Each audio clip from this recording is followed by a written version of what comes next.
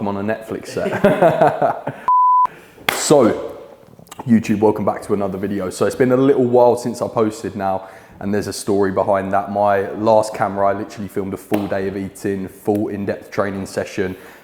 Really happy with the video. Went to edit it, the footage completely corrupt, and I think it's something to do with my camera, because the memory card was absolutely fine and everything like that. So anyway, rather than fucking around with that, trying to get it fixed, I wanted to bring better quality videos to this channel.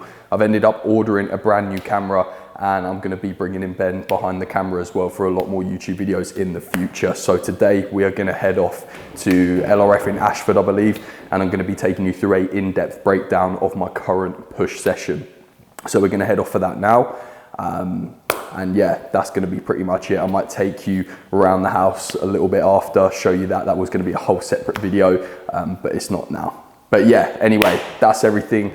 What's new in my life? Well, I'm 2 weeks out now from my holiday, so currently 10 weeks into this dieting phase, around 10 kg off the frame. I think this week I wanted to get some like post-workout shirtless photos after this, but I'm on antibiotics due to a tooth infection, so I've noticed a little bit of like an inflammatory response. I'm holding on to a little bit of water, so I might not be looking as good as what I have been the past few weeks, but yeah, 10 kg off the frame, I'm certainly looking leaner. Hit me a little bit this week. I've definitely been scrapping for numbers in the gym now, a lot more than what I normally would. But regardless, still very much enjoying this dieting phase. What else is new? I've got some new tattoos as well. So I literally got a little dumbbell right here. It's not looking too good at the minute because they're going through like that crispy kind of healing phase, but I've got a dumbbell right here. Got a little tattoo there, crucifix behind the back of my neck. I literally got the date 2022 right here. Yes, it was a rip-off from C-Bum's idea of when he got 2018 tattooed below his kneecap. And then I also got a date on the back of my tricep right here, which you obviously can't see because I'm wearing a jumper, but it's the date that I first competed in Roman numerals. So very special one to me. And I think in a little bit later on in this video, I will be talking in a little bit more depth about my plans to compete next year and kind of where we go forward from here after this dieting phase. But anyway, we're gonna be late for the gym if we don't shoot off now, so let's fucking get it.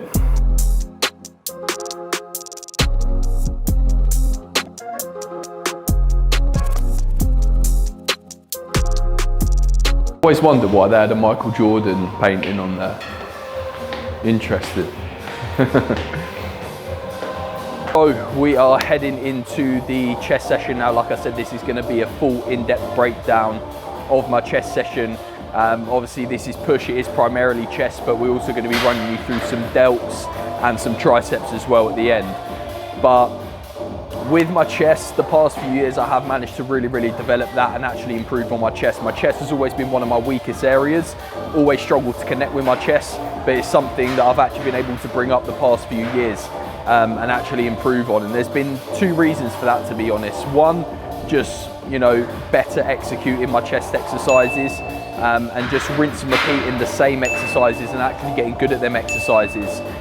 So I've basically been chasing quality reps, and with obviously rinsing and repeating the exact same exercises, I've been able to get good at them exercises, so that way I can progress on them exercises. I've completely fought off the urge of constantly chopping and changing my training program and the exercises that I actually utilize within my chest sessions, and I've just managed to get better at the same exercises, which has actually helped me progress further on them exercises, therefore helping me get a bigger chest. So we're going to start off the day with the pec deck fly. I'm just going to get a few feeder sets on this. In between, just get some shoulder mobility exercises out as well, just to loosen up my shoulders. Reason I like to start with the pec deck fly is just to essentially prime my chest for the heavy pressing movements. What I like about using a fly variation at the start of your chest session is just to get some blood into the pecs, get that chest nice and warm, so that way when you move on to your heavy pressing movements, you're a lot less risk of injury, because your chest is essentially already primed, it's already warmed up, and that way it actually improves my connection with them pressing movements as well. So yeah, we're just going to get onto a few of these and then move on to our first pressing movement.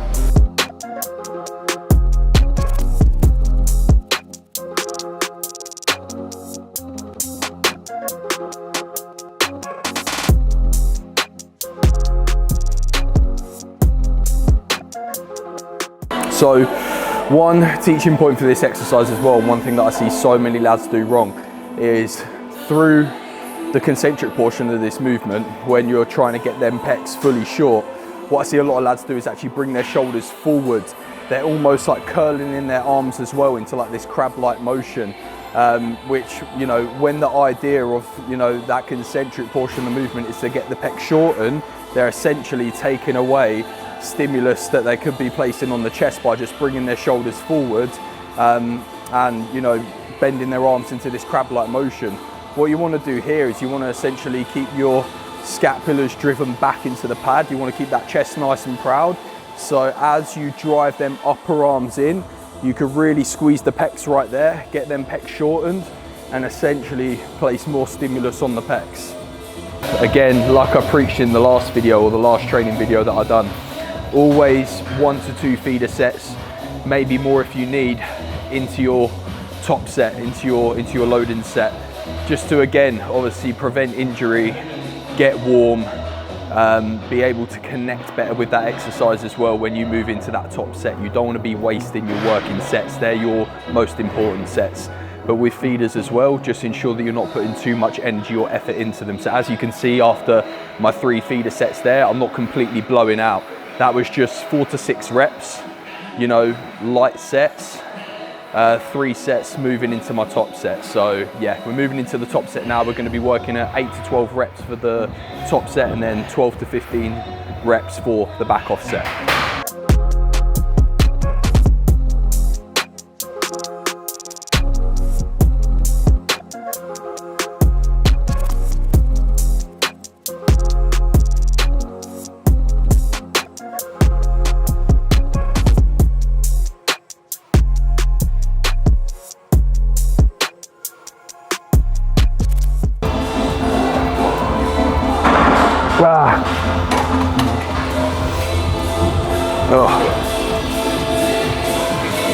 Right, we're done. On to the first pressing exercise.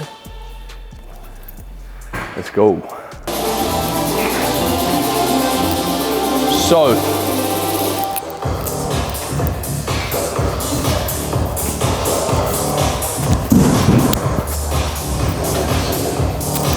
approximately 10 hours later. There we go. There we go. We got it in the end. We got it in the end. So, we're moving on to an incline press now. Now, the reason I put an incline press in before like a flat press, say, so I'm really trying to focus on building that upper line at the minute, obviously wanting to compete back in MP next year. I move on to an incline press before I move on to like my flat press, say, so I can put majority of my effort into this when I'm a little bit stronger in the session.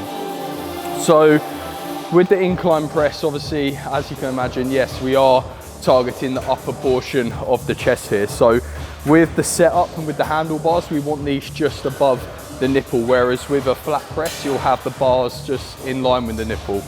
But right here again, the aim is to just essentially drive our elbows across the chest, trying to get them pecs shortened.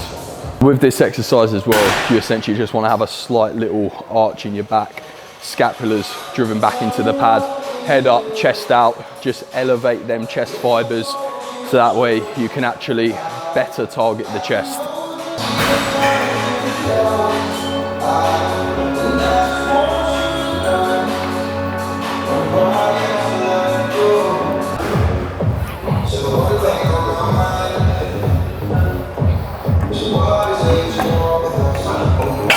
So heading into our first set now. For the top set, we're going to be working at 6 to 10 reps.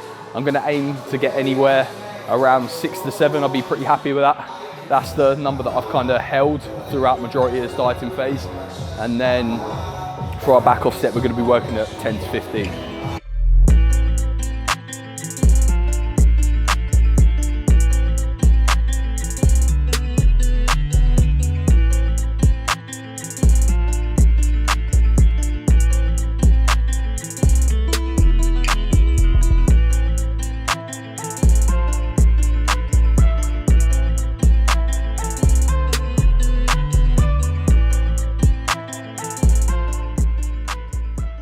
So notice through this exercise as well, When I'm in that fully lengthened position, I'm getting a 1 second pause at the bottom. I'm not just bouncing out of the bottom of the movement.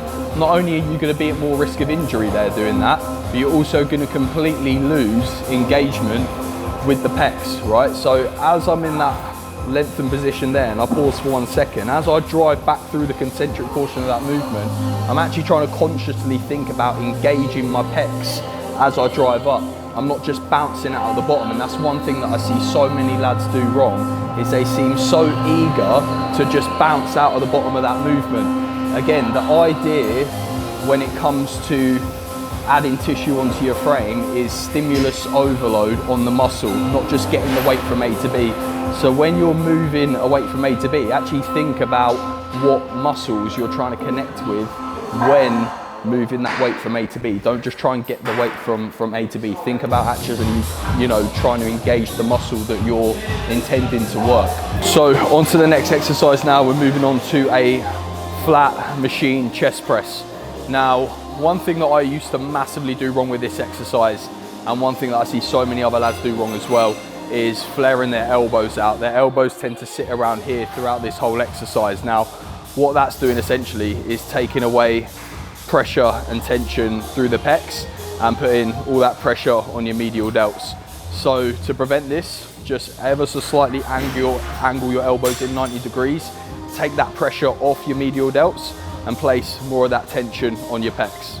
The one thing that I actually like about the machine flat press as well is that both heads of the pec are evenly stretched with the position of this exercise. So it's arguably one of the best exercises to develop your chest.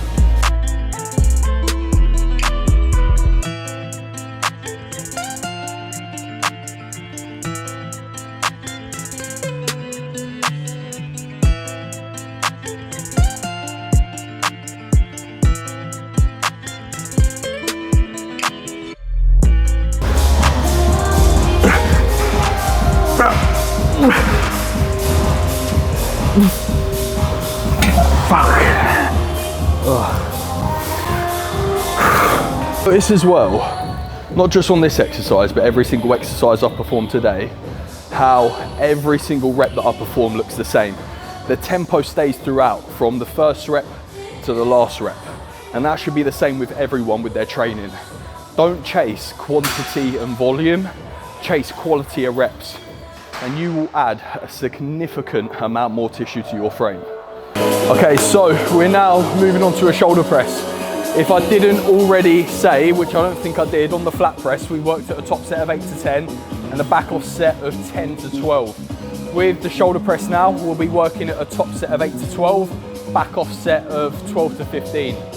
Now, one cue and pointer with the shoulder press is ever so slightly just sit forward and almost sit back a little bit into the exercise. Now, as you notice, you're very straight when you're shoulder pressing, and a lot of lads will find that their shoulders are completely knackered when shoulder pressing, and because a lot of the time when you're sitting straight, you might not have that external shoulder rotation to be pressing in this position. If you have to force that external shoulder rotation, then just ever so slightly sit forward and just lean back a little bit into that exercise, almost slightly arch your back up, keep your chest out, and that way it just puts you in a much better position to press. You'll be putting more tension through your delts. You'll be able to load the exercise up more as well, because you'll be lifting from a safer position and in turn get bigger delts, and that's what everyone wants, right?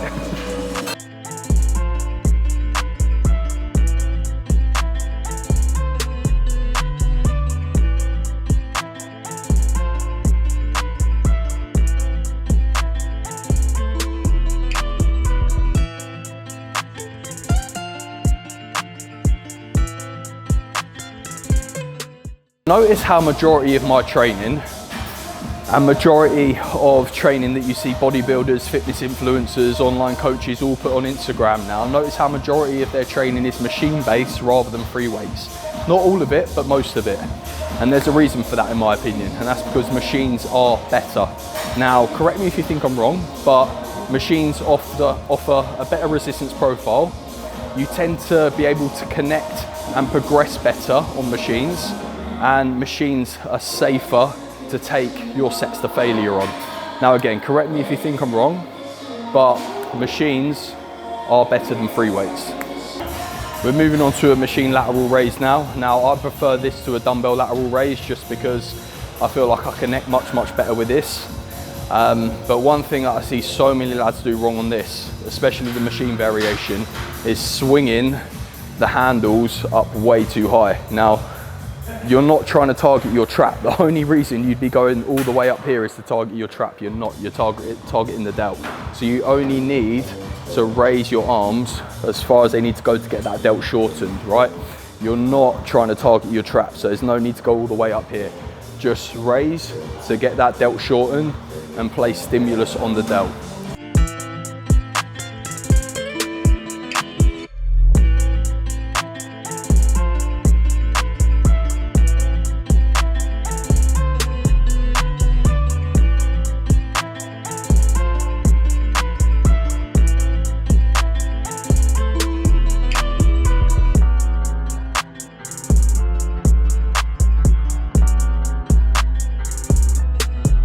Another coaching cue and pointer with this exercise as well is try to control this as much as you can. So this is why I use a machine variation over a dumbbell side raise, just because I could control this and get better, more accurate reps on this. Now again, I just see so many lads just swinging from A to B, just letting inertia take over and not getting that delt shortened, not spending any time in that shortened range, and they're not going to be getting as much as what they can out of this exercise, right? So really think of tempo here. Again, going back to what I said earlier, your first rep should look exactly like your last rep. Again, the goal with this exercise is to target that delt in its shortened range. So it makes more sense to spend time in that shortened range. So as you drive through that concentric portion of the movement, spend 1 to 2 seconds in that shortened range, and then really control on the way down. That's what I like about the machine variation as well, because with the dumbbell, tension tends to drop off through that eccentric portion of the movement. Here it doesn't. You can still, you know, get a good amount of tension on that delt through that eccentric portion of the movement. There's a cable stack here. I think it's over there. Right over there.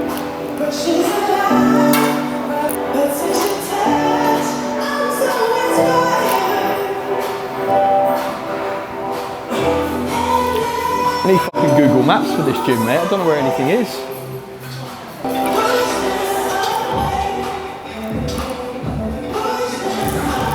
Not in there. Fuck's sake. Where is everything? Fuck it, we'll use this. We did have one more exercise before this, which was literally just dips, but we didn't film that exercise. No talking points through that, to be fair. Fairly boring exercise, so I literally just cracked on with it. And now we're on to our last exercise, which is a cable crossbody tricep extension. Now, I love this exercise. I think it's a very good exercise to get them triceps relatively shortened. And with this exercise as well, just notice the pull from the cables works perfectly in line with the function in which the elbows and triceps want to work in. So what I'm gonna do here is just ever so slightly lean forward. I'm gonna keep my scapulars and my lats locked in place. As I drive through that concentric portion of the movement, I'm keeping my upper arm and my elbows fixed in place. And as I'm getting them triceps shortened, I'm just ever so slightly pulling back my shoulders just to get them triceps as short as what I possibly can and apply as much stimulus overload to them triceps. But yeah, very good exercise. I will go as far as to say this is probably my favorite tricep exercise. With this, we'll be working at 3 sets, literally just 3 sets of 8 to 12 reps.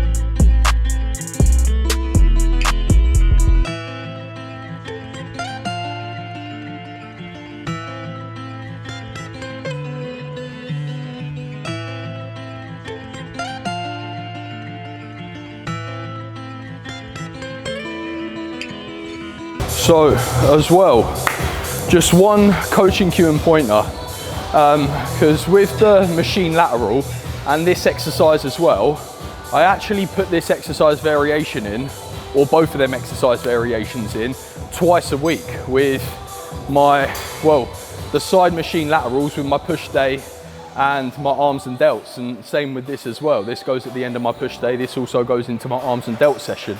Now, just because you got two different sessions where you'll essentially be hitting delts and triceps, doesn't mean you need two different variations of the same exercise, right? If you're getting good progression on one exercise and one variation of an exercise, then keep it in twice. There's no need to chop and change that exercise. Like I said, one of the main key opponents that really helped me develop my chest was just rinse and repeat in the exact same exercises, getting good with their movement patterns and progressing quicker on their movement patterns. And it's the same with everything as well, you know. Right here, I could quite happily opt this out for like a tricep rope extension, but I don't like that exercise. I don't connect well with that exercise. So I literally just keep this in twice. Same with the machine lateral as well. I could opt that out for like a seated prime lateral or a dumbbell side lateral. But again, I don't connect well with that movement. I connect better with that machine lateral. So I keep that in twice. It makes sense. I literally, mate, I think my thumb tattoos come off halfway through my session, mate. Literally like a little bit's chipped off there. They did say sometimes finger tattoos don't stay. So I'm gonna have to go back there and actually get it filled in again. But yeah, I love this little dumbbell tattoo. I don't want it to fucking fade off just yet. I haven't even had it a week, mate. I got this done last Tuesday. It's now the following Monday. But anyway, that's the session wrapped up. So yeah, really, really good chest session. I can't lie. Throughout this dieting phase, mate, sessions have still been very, very enjoyable. Sometimes I haven't had the motivation to train, I will be real. But when I get to the gym, sessions have still been very, very productive. I've still managed to fight and scrap for numbers and maintain my strength from the start of this dieting phase to now. Obviously, this is not a competition prep, so this dieting phase has been much more enjoyable. But yeah, overall, really, really good session. We're gonna head off now back to Canterbury or back home and get the post-workout meal. So yeah, let's get it. We are back from the chest session now. One point that I actually wanted to clear up, one point I wanted to make from something I said earlier, where I said this dieting phase has been very, very enjoyable for me. Obviously, I'm just trying to look leaner at the minute for a holiday. I'm not trying to get absolutely inside out peeled. Off-plan meals have still been implemented here and there. I've still attended social events. Obviously, yes, I've made smarter choices when eating out or attending a social event, but I haven't completely isolated myself just to get in sick shape for a holiday.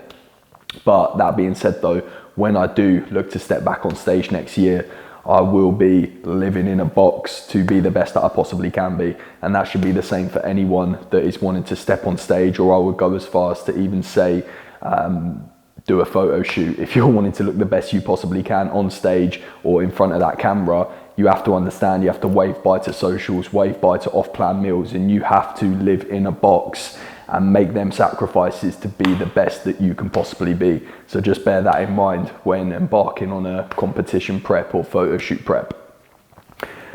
Anyway, we're back here for the post-workout meal now.